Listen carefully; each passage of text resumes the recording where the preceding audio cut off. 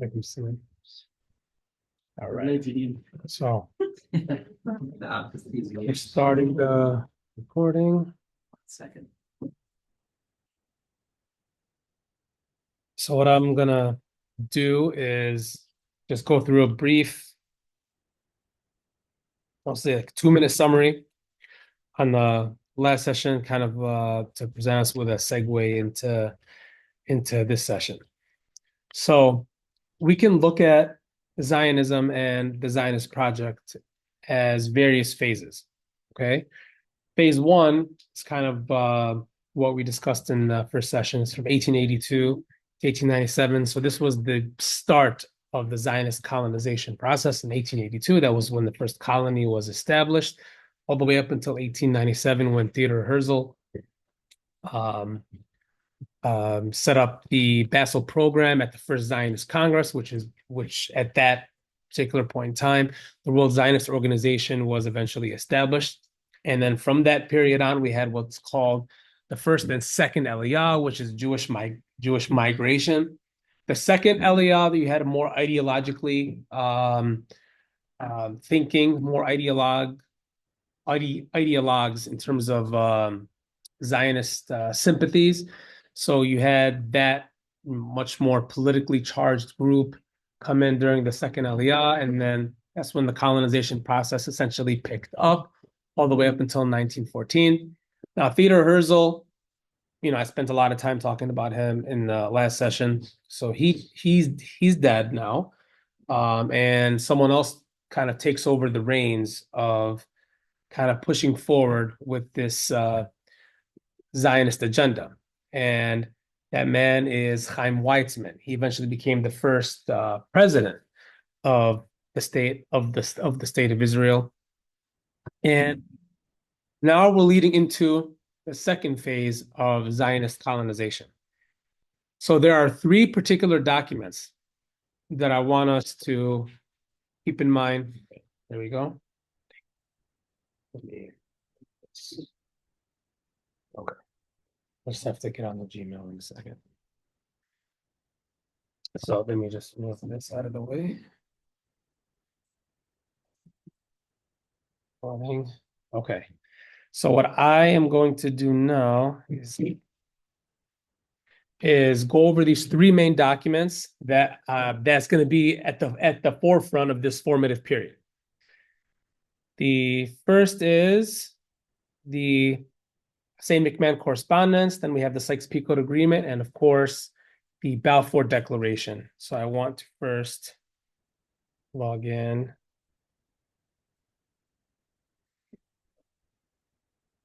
I started before I got the laptop because I didn't want to lose time. What's that? It's showing? What's that? No, it's not. I'm like,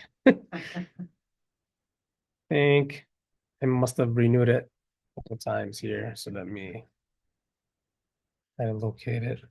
This is my fault. I should have let me see.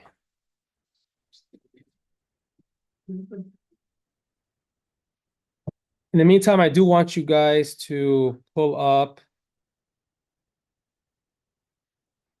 the Balfour Declaration itself. Look at it on your phone. Actually, I want you to read through it one time because we're actually going to dissect it. We're going to deconstruct the text itself. So this is going to be a nice little fun exercise that we're going to do. Well, I don't know why I can't.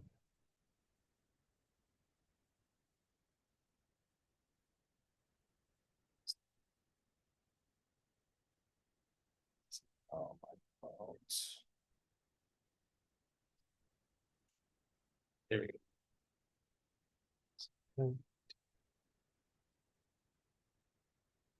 Oh,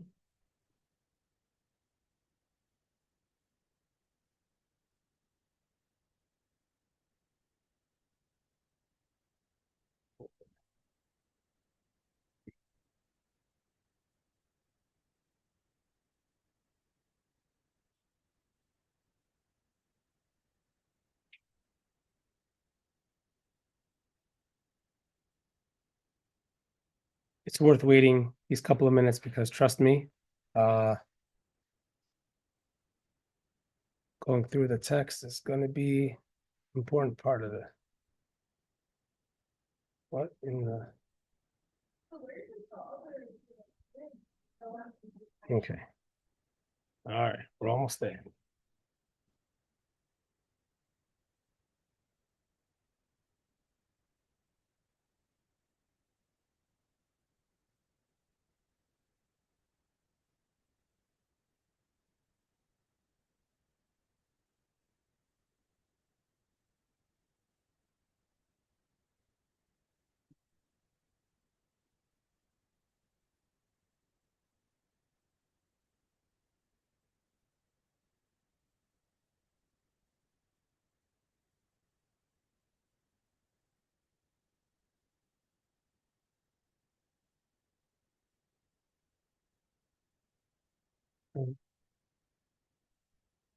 Don't sleep on me. Almost there. I just forgot my charger on mine. That's why we're delayed here. All right. Now we can have fun. Here we go.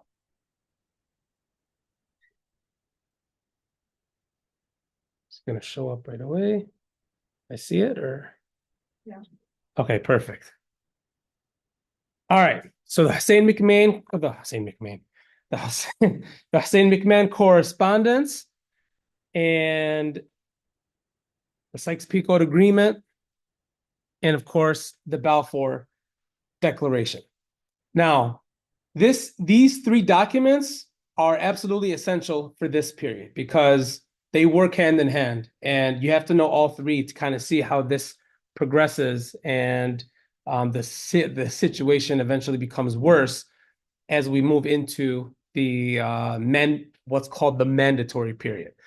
So, the Hussein McMahon correspondence. This was an exchange of letters in 1915 and 1916 between the British High Commissioner, Sir Henry McMahon, and Sharif Hussein of Mecca.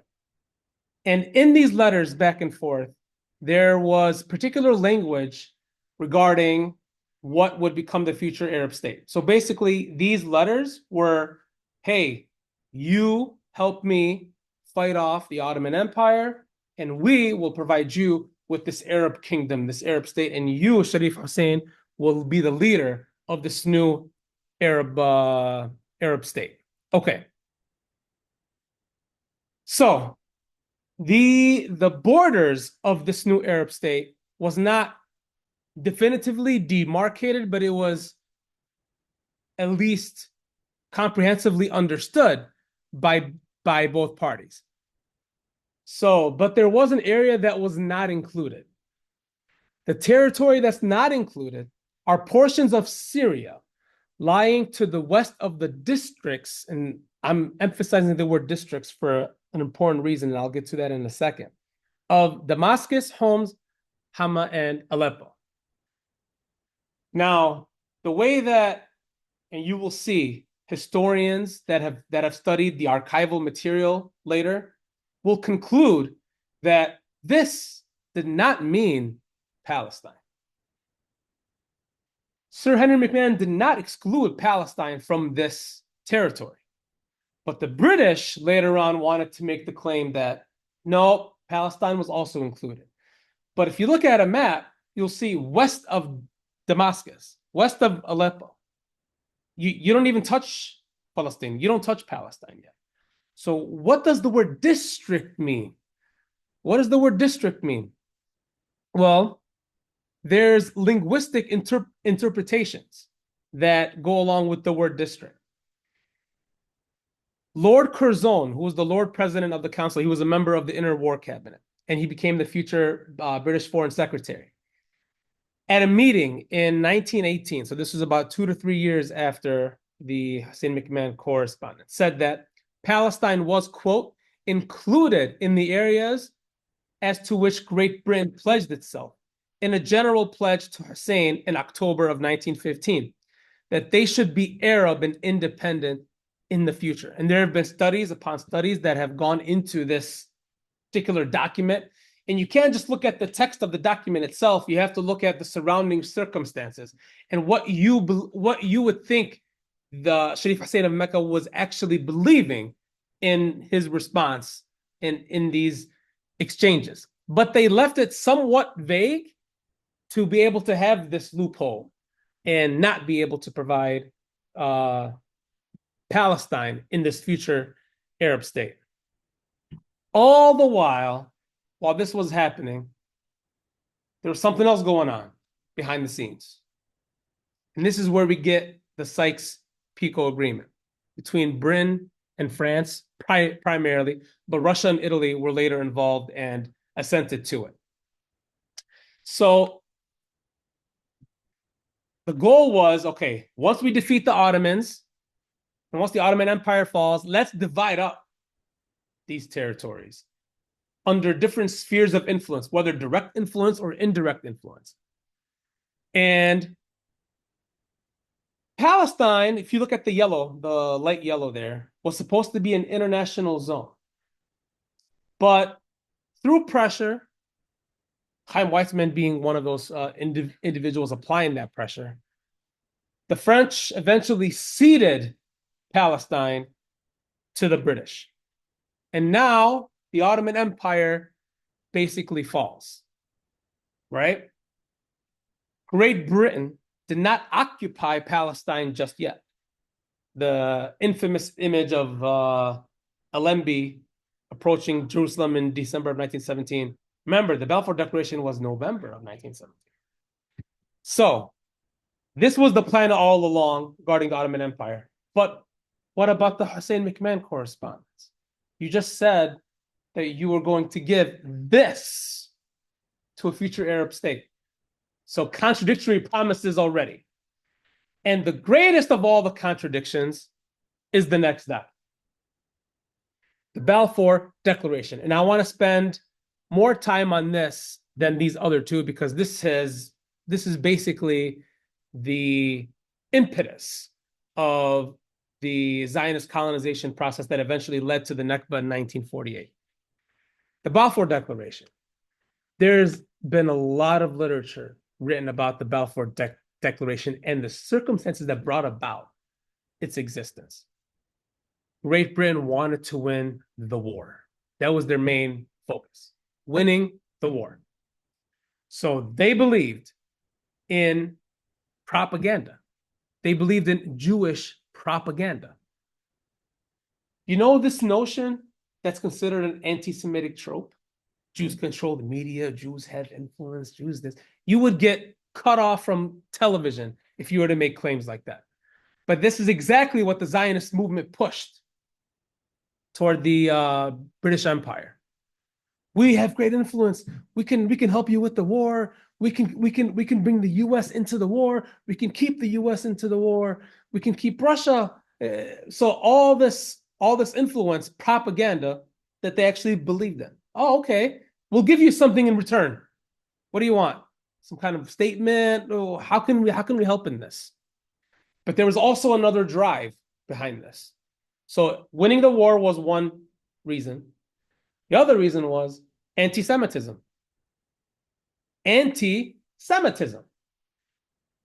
Arthur James Balfour himself, when he was prime minister, spearheaded what's known as the 1905 Aliens Act. This piece of legislation was meant to curb Jewish immigration.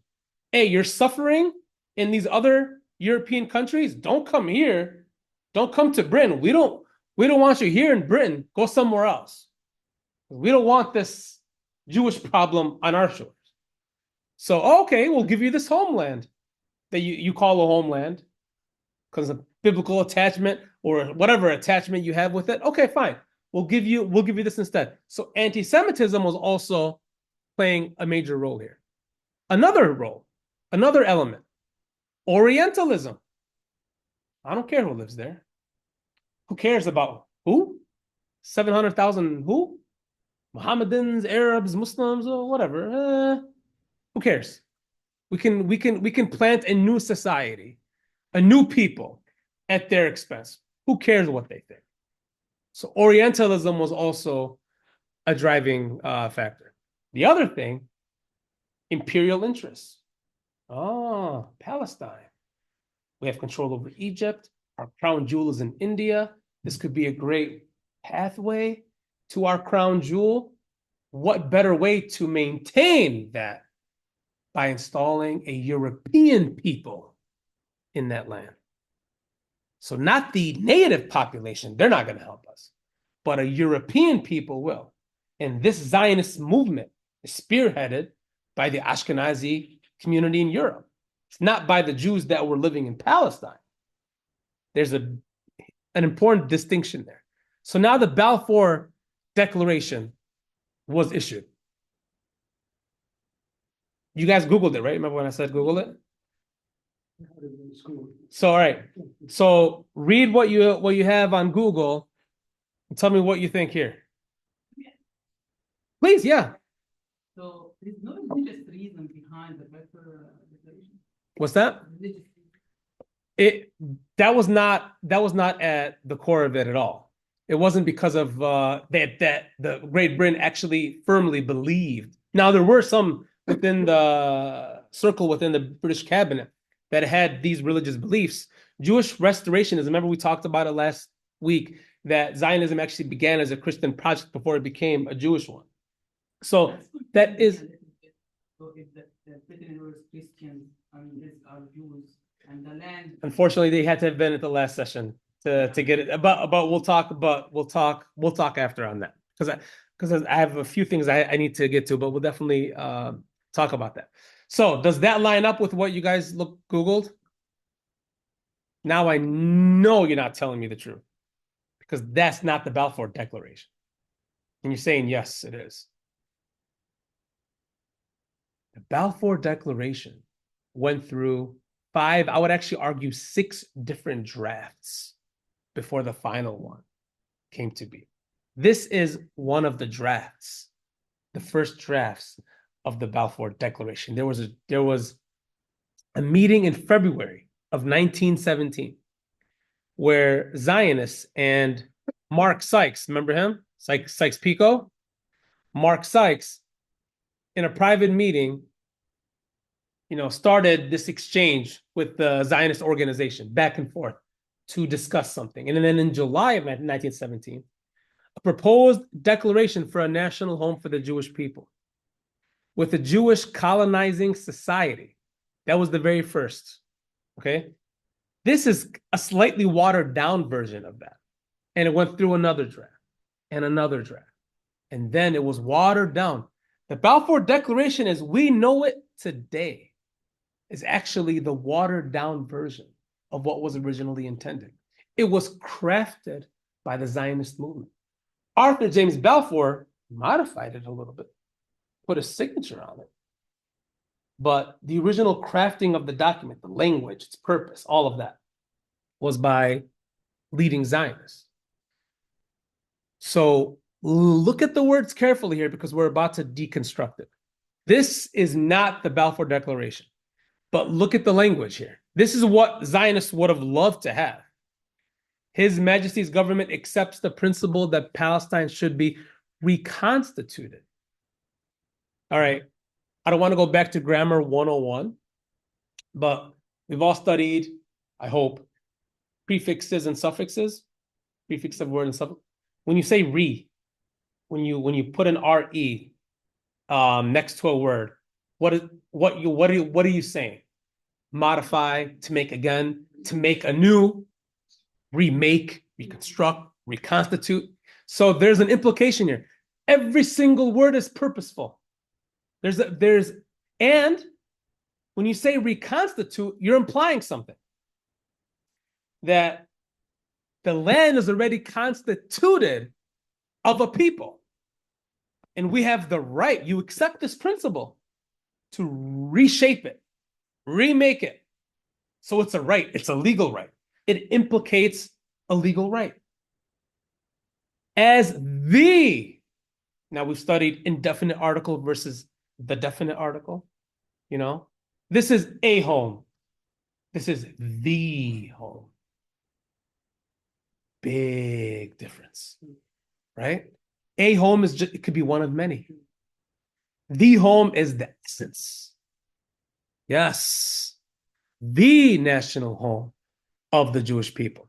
And His Majesty's government will use its best endeavors to secure.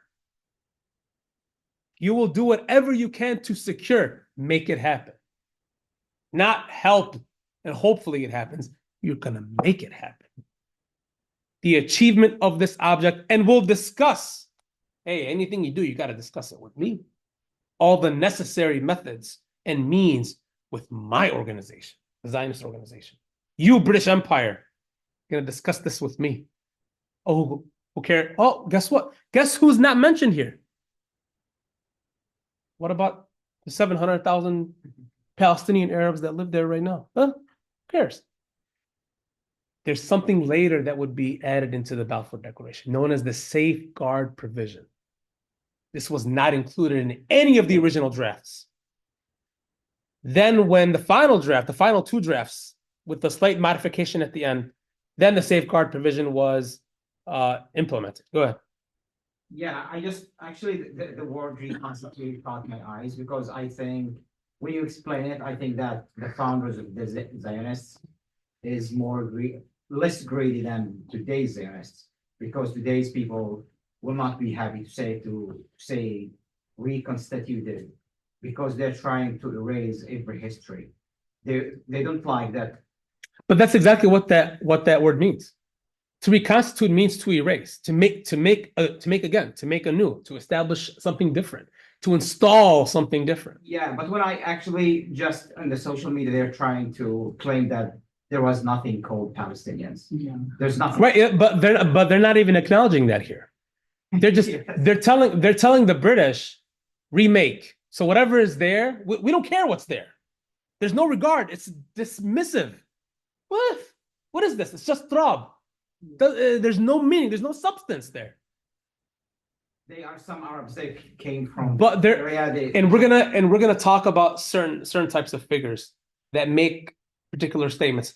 A famous one, and I don't want to get too sidetracked here, but Israel Zangwill. He's the one that propagated the infamous phrase, "A land for people without a land," and he actually expounded upon that as well. I believe it was him who said that even though it's not literally exact what I'm saying, but it's basically correct because the people there are not living in intimate fusion with the country. They're people, but they're not doing anything with the land. So basically, it's like they're not there. It's very dismissive, and this falls along the same lines. No, don't give them a lot of credit. They're just as bad as today's. Trust me. Okay, and now we get to hold on, the Balfour Declaration. We're going to see how it was watered down. Okay, His Majesty's government view with favor the establishment. We're not going to put the reconstitute word in there. That's too much for us. Implies legal right. You want us to make the land something completely different than what it actually is. That's a project. I don't even think we, the British Empire, who are now at this juncture with the Ottoman Empire at its end, the strongest power in the world. The U.S. didn't arrive just yet in terms of its overarching power. Even we can't do that. So the original draft said, accepts the principle that Palestine should be reconstituted. Now it's saying, establish. Okay, we'll make it. We're not going to make it again. We're not going to change something.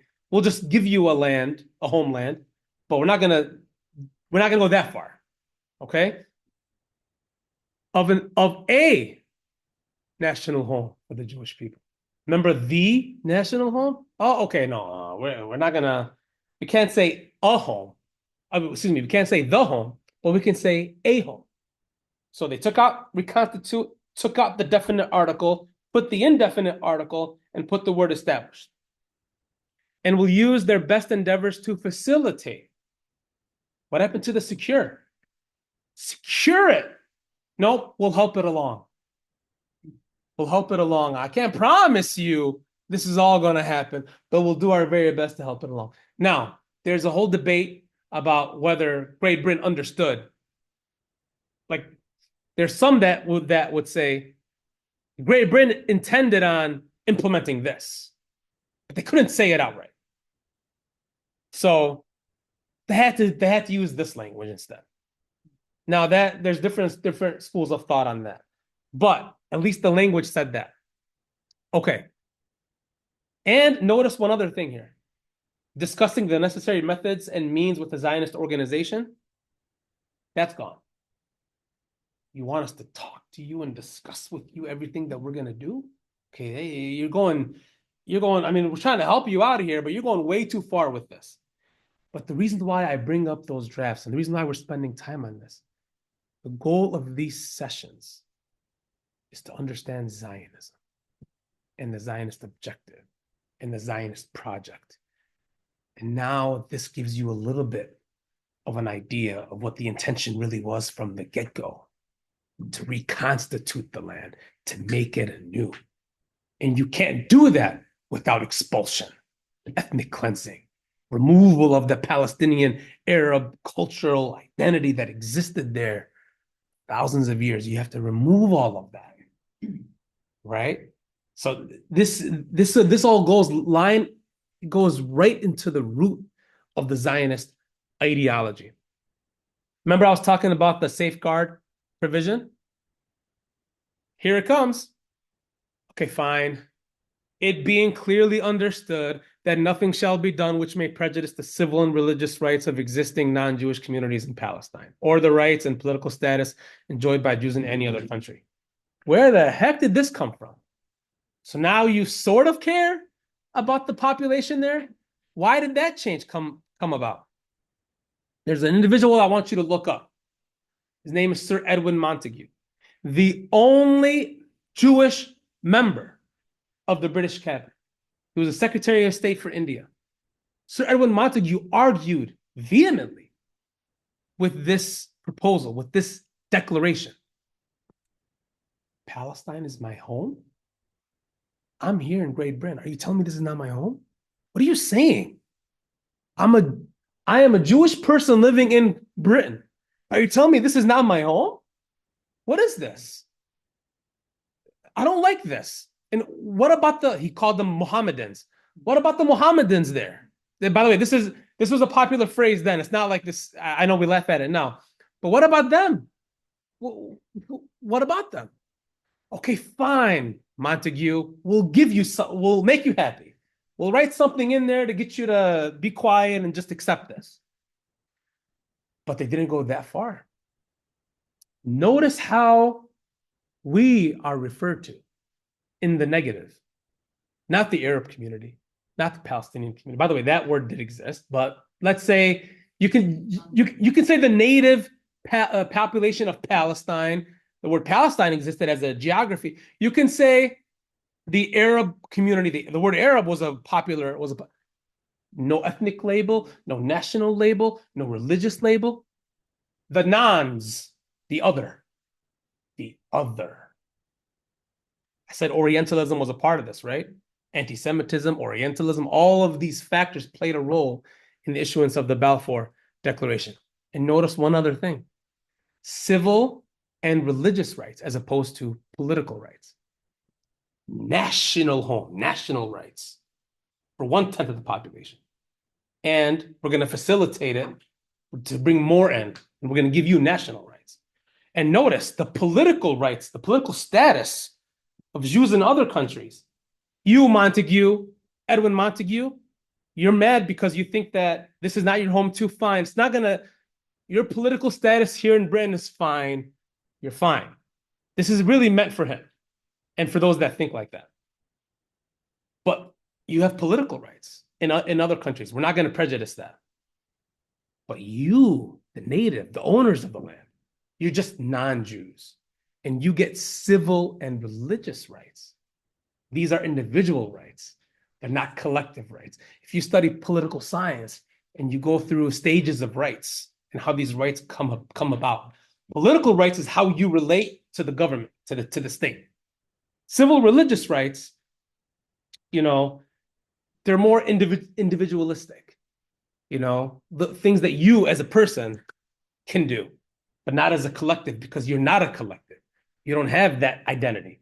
We're not giving it to you, right? So notice the dismissive and derisive nature of the Balfour Declaration. So one can argue, as I would, the die was set right here. If this thing became part of the obligatory process for the British Empire in Palestine, what's there? You have to you can't have peace, justice, all these wonderful things with this as the cornerstone. And this became the cornerstone. Arthur James Balfour said 2 years later the following statement: in Palestine, we do not propose even to go through the form of consulting the wishes of the present inhabitants of the country. The four great powers are committed to Zionism. And notice, there's no moral underpinning, be it wrong, right, good, bad, I don't care. It's rooted in age-long traditions, in present needs and future hopes, and is of profounder import. It's way more important than what these 700,000 Arabs think. Who cares what they think? Admittedly, in 1919, made this statement. Chaim Weizmann, we started talking about him, president of the Zionist organization, and he was a big part in pushing for the Balfour Declaration, said, we could not rest our case on the consent of the Arabs. As long as their consent was asked, notice the adverb that's used here, they would naturally refuse it. Not angrily, not reluctantly. We're taking your land from you. It's a natural refusal. They understand that what they're doing will cause pushback. So now, war is over. The great powers meet at what is called the Paris Peace Conference in 1919. Okay. So, what's that? I mean, there was no radio interview or anything like that, but I'm sure government statements, they don't become public like things come public now. But eventually, we were definitely made aware of this. Okay, so now this is where we go. This is where the great powers went, led by the president of the U.S. at the time, Woodrow Wilson. All right, so how can we avoid another catastrophe like happened in Europe? And all these millions of lives were lost. Let's figure out a way forward, okay? That was the Paris Peace Conference. Chaim Weizmann presented this as the future Jewish national home in what he called Eretz Israel, which is Palestine, okay? Notice something here. Well, what do you notice? There's more than thing of Jordan. Yeah. Syria and Lebanon, right? Oh, we don't just want the West Bank. We want the East Bank too. Oh, and this area that we now occupy called the Golan Heights, we wanted that back then too. Thanks God they forgot. And the other area, the Shiba Farms, which is still occupied to this day. Don't think for a second that Israel completely withdrew from Lebanon in 2000. Shiba Farms is an area that is still occupied. So this was envisioned as the future home for the new Jewish home. Okay. The United States said, you know what? Okay, fine. You know what? I want to see what these people are thinking. So I want to present a commission. And I want to go to the Middle East. I want to go to Palestine. And I want to see what the inhabitants actually think about this Zionist project, basically. And we want to see what the majority of the people there think, because that is the majority of the people there. Guess who didn't nominate members to the commission? Great Britain, of course. Balfour sent a letter to Herbert Samuel in early 1919, who expressed, quote, great hopes that Palestine will be eliminated from the scope of any commission. Why? Because they knew what their project was. And they knew that a commission that was neutral in its orientation will come away with a conclusion that says, what we plan to do is wrong. So guess what? We're backing out. We don't want to be part of this commission. Great Britain did not want to be part of this commission. We know why. But this is a very important point. If you are truly justified in your endeavor to build this new state at the expense of the indigenous population, go ahead and present that and make it morally justifiable. But no, that didn't happen. So just to make it brief, 9/10 of the whole are emphatically against not the Jewish people, the Zionist program. There were already Jews in Palestine. It was not something that was antithetical to the Jewish people. It was a project that was meant to counteract the Zionist project, the Zionist program. So that's what the US found out. But guess what? That was never implemented. Kind of just went to the wayside. And thank God Great Britain was happy that nothing of those recommendations was actually implemented. And now the great powers meet in San Remo. So the great powers gathered in San Remo, Italy, to discuss a deal with Turkey. Now, Turkey is still the Ottoman Empire. Yes, it's gone. It's pretty much at its absolute end. But they have to go through some legal process so that you can legally relinquish the land, relinquish your interest away from the land, and it can pass on to a new sovereign, basically. So these great powers decided that these Ottoman-speaking territories would not be restored to Turkey, and they will be divided. League of Nations. This is the forerunner to what we know as the United Nations. Was formed, and they gave Palestine to Great Britain to hold in trust. To hold in trust. So the goal is you hold this territory in trust for the benefit of who? The native population. So now we have various mandates. It's not just the mandate for Palestine, the mandate for Syria and Lebanon, the mandate for Mesopotamia, which is modern day Iraq. So these countries eventually gained their independence. In the 1930s, Iraq became independent. In the 40s, Jordan, Syria, all of these countries became independent countries. What about Palestine? Oh, there's a problem. What is the problem?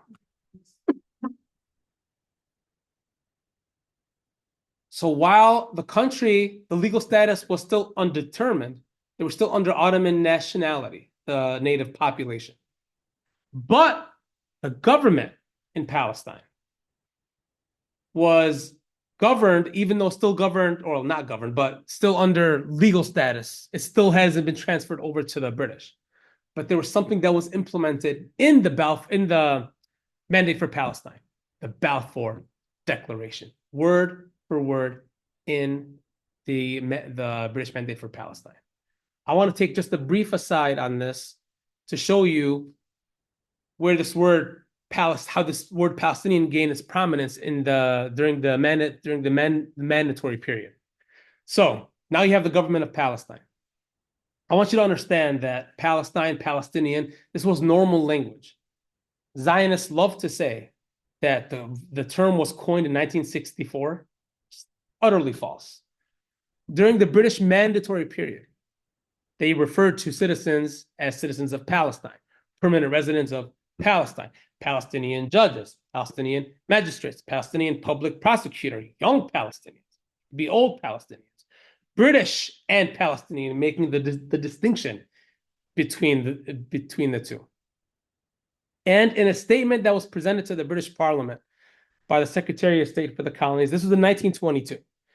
It is contemplated that the status of all citizens of Palestine in the eyes of the law shall be Palestinian.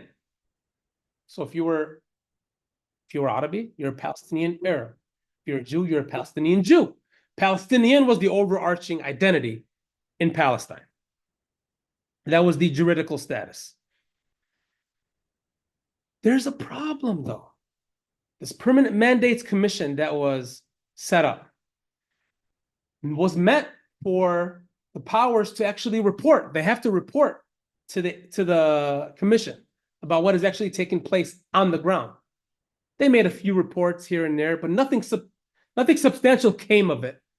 So you didn't really understand what was actually happening on the ground. But there was a lot of disagreement, and there was a lot of petitions to Great Britain. Do you know what Great Britain's response was to the majority of these petitions that came from the Arab noble leaders at the time? We will hear your concerns. We will try to accommodate them. But first, you must accept the terms of the mandate. So what is that? What is the British actually saying? Accept what? Accept the Balfour Declaration. We can talk about how we can make you independent, but first accept your political demise. Accept your destruction, and then we'll talk about how we can build you. What? How? Why should we keep petitioning you for our grievances if what you're telling us is we must accept our political demise? That's basically what you're saying. The Balfour Declaration was included in the British mandate for Palestine. And guess what word was also included? Reconstitute. So it was actually modified a little bit. So now that's the policy of Great Britain in the 1920s.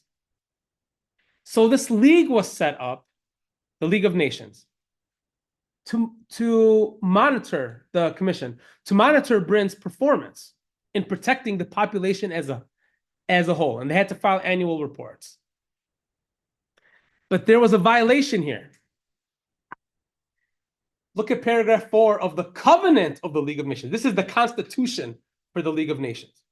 Certain communities formerly belonging to the Turkish Empire have reached a stage of development where their existence as independent nations can be provisionally recognized, subject to the rendering of administrative advice and assistance by a mandatory, until such time as they are able to stand alone. Palestine was one of those areas. So you've already reached the stage. You're just there, Great Britain. You're there to just give what? Advice and assistance until such time as they are ready to stand on their own 2 feet. But the British mandate for Palestine had what in it? The Balfour Declaration. So the goal was this. You must consult the wishes of the indigenous population. That's what the covenant of the League of Nations is saying. The covenant is saying you must protect the native population. The Balfour Declaration is saying forget them. And they're both in the same. One is in the mandate for Palestine. The other is in the more important document, the covenant of the League of Nations. Come on, Great Britain, make it work. Implement this mandate by assuring the preservation of this community that presently lives there, the original inhabitants, and also build a new community on top of it. Go ahead. It's inherently what? Contradictory. So you knew something was about to brew. Something was about to happen. So is it just like, are they just like playing a game? Or and then even just the idea that they even have like a king crane commission, like, look, why are they doing that? Okay, that's an interesting. Okay, I'm obviously, things are transpiring over time. I'm presenting it in this way because this is how it should be read. I mean, the Great Britain knew that maybe they had some kind of hope that the native population would just surrender and forget, who cares, as long as I get to stay there, even though I'm second, third class status. Who knows if they thought this could actually work out, but they knew the inherent contradiction in the text. They knew that textually it's not reconcilable. And they actually admitted that later. We'll talk about it next week's session, where they pretty much admitted it, like, this is stupid. you can't reconcile these two things. But that's for next week's session. But yeah, that's a very good question. Okay. Churchill, Zionists love him. Winston Churchill. He disclaimed, said, hey, you know what? The intention was to create a wholly Jewish Palestine. Or subordination of the Arab population. Said that wasn't really the intention, okay, to do this. But in practice, that's really what eventually happened. And they understood that he had to say this just to, appease the native population. We don't want to subordinate the Arabic language, the culture. Why would you need to say that if there wasn't something already brewing that indicated that? Like, imagine somebody saying to their teacher, I am not going to cheat on this exam. What no, but what why would you say you're not going? I assumed you were not going to cheat. Why would you say that? I assumed you weren't going to subordinate the native population. Why are you saying that we don't intend to do that? Maybe because you understand what's happening and you see that this is the end result and it's already happening, right?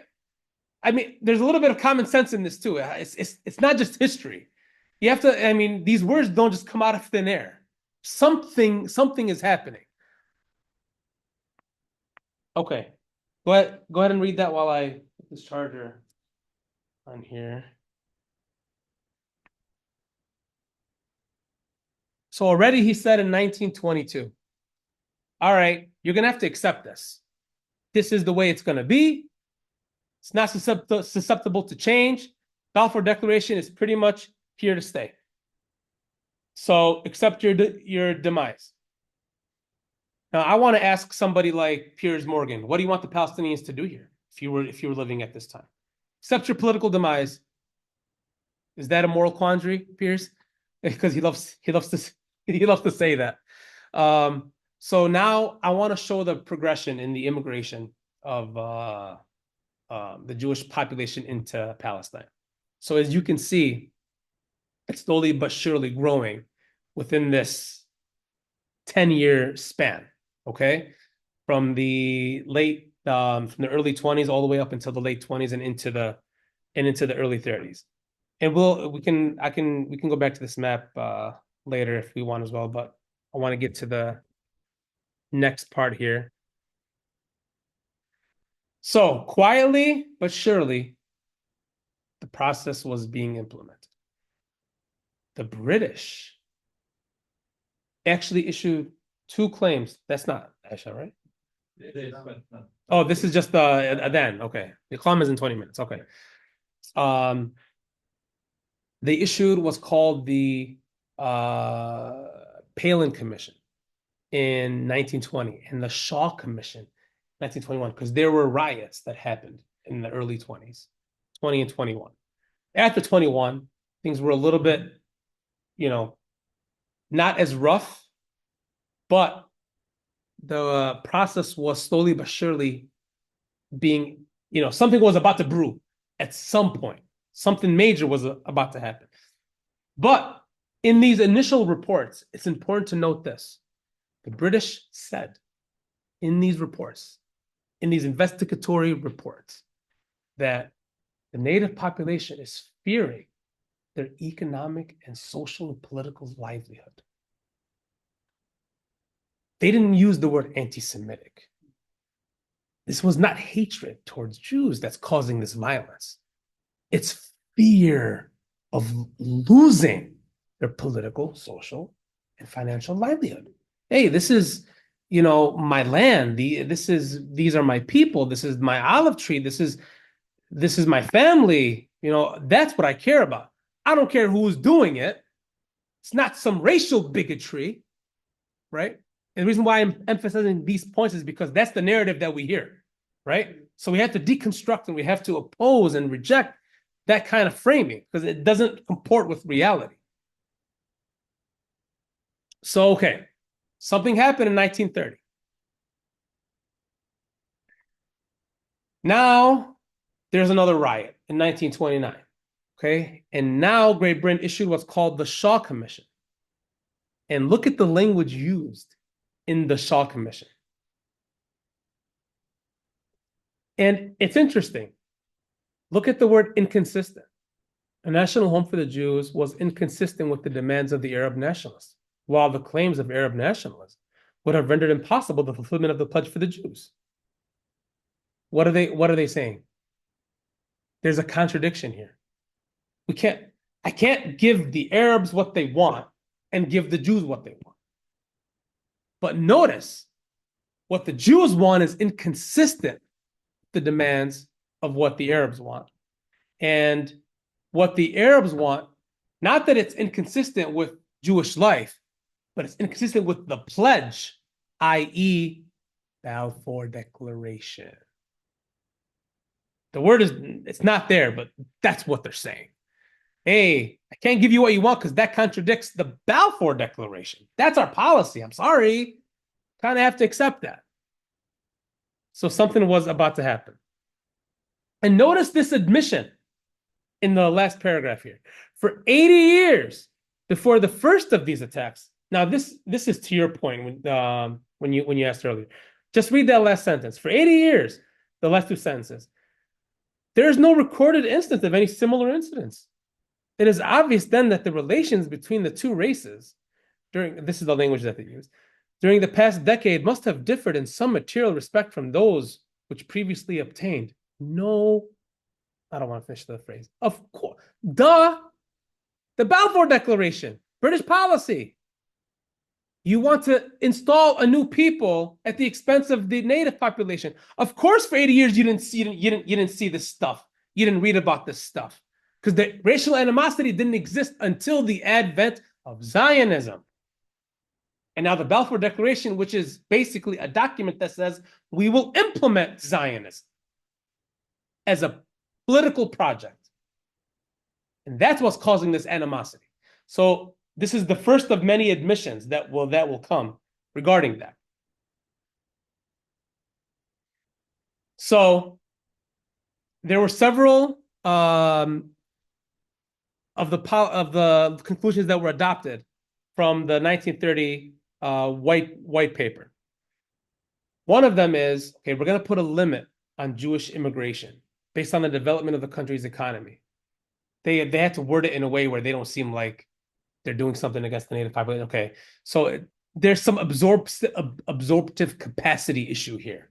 So we have to limit Jewish immigration. Not that it's trampling on the rights of the indigenous population. They're not going to say that because then that makes them look like they're the ones that are causing it. So they had to play politics, right? So now a white paper was issued. Basically, a white paper means British policy. Here's our policy now.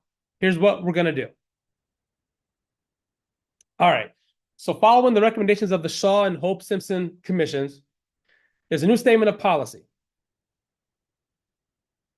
It is the intention of the government to continue to administer Palestine in accordance with the terms of the mandate. You didn't change anything. What? Balfour Declaration is part of the mandate. What are you doing? Obviously, you didn't change anything. So now we get into a much more critical period. Now things are going to develop and envelop, and you're going to see the violence kind of take on a new stage, okay? A much more climactic phase. And I kind of seeped into a little bit. I'll stop at the 23 or 24, but I really wanted to show you because you asked the question and I wanted to get to at least the first report that went into that.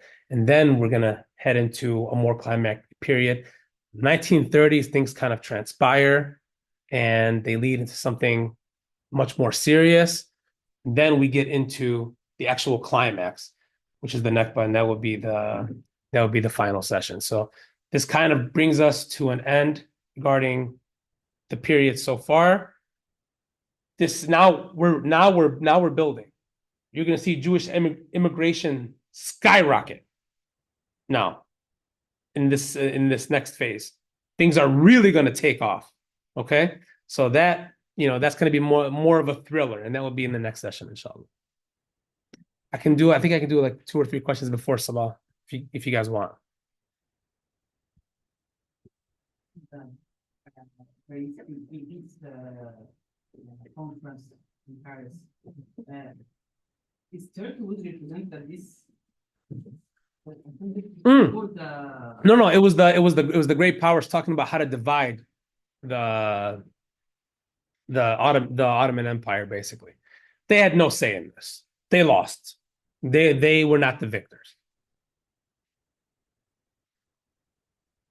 Yeah, I don't have a question, but I just have a feeling that after all the things that you just said, I have a feeling that those people clearly knew that they're doing like a wrong thing, but they just don't care about the people on the other side, or they didn't even take them seriously. But they're trying to like make everything in a very silky, smoothy, diplomatic way. Mhm. I think for their image in the history. Yeah, Because it's a joke, I it's think not a history. It's just a joke. I think that is partially true. I think that definitely, it's really quite evident, right? What's happening here. I mean, look at the language of like when I was going through these reports, paragraph by paragraph, I'm like, can't believe they're saying this. Can't believe they're talking like this. I mean, it's obvious what's happening here. I mean, just think about the statement, accept the Balfour Declaration, and we'll hear you out. But the whole point of me coming to you is so that because we reject the Balfour Declaration. We're at an impasse already. You're telling me I have to accept the document that I'm here to oppose. Like, that's my foot in the door. You're telling me to get your foot in the door, you must come here with something that's different from why you came. They know what they were saying.